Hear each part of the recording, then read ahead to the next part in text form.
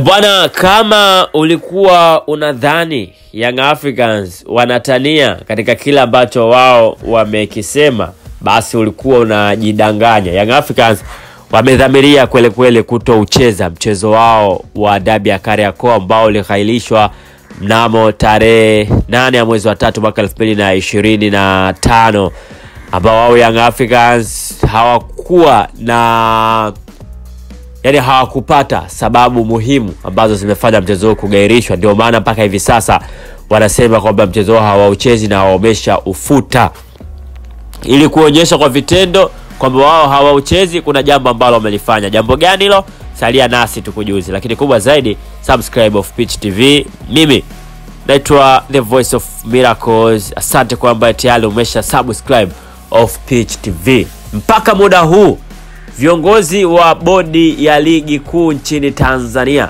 kwa maana TPLB hawaelewi watautatua vipi mgogoro dhidi ya klabu ya Young African Sports, kwa sababu mchezo wa dabi umepangwa utachezwa tarehe 15 wa mwezi wa 6 mwaka 2025, lakini klabu ya Young Africans mpaka hivi sasa wao ndio wenyeji wa mchezo huo na wamegoma kuandaa mchezo huo na hawapo tayari kushiriki kwa namna yoyote ile.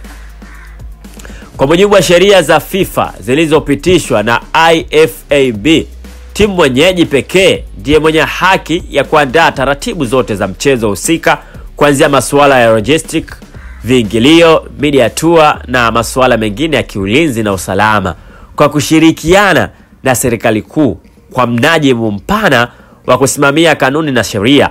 Timu geni au bodi ya ligi husika hawaruhusiwi kushiriki katika taratibu zozote zile za kuandaa mchezo husika. Jukumu ni la timu mwenyeji.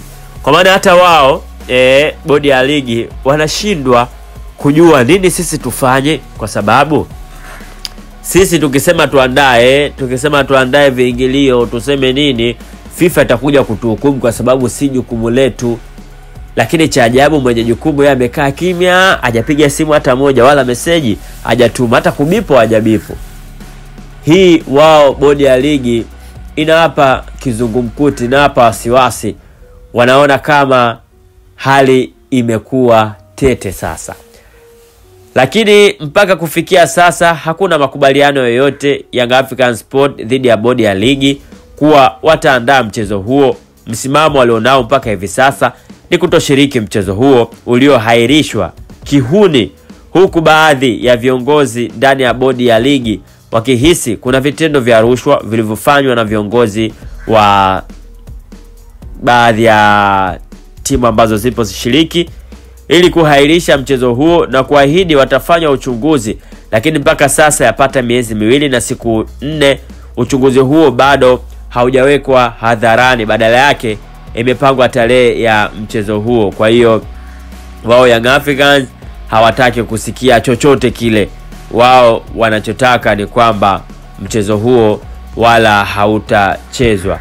Sasa kama wewe ulikuwa unaona Young Africans wanatania, nikujuze tu kwamba timu ya Young Africans imekubali mwaliko kutoka kwa ndugu zao Rayon Sports ya nchini Rwanda kwa ajili ya ufunguzi wa uwanja wao mpya.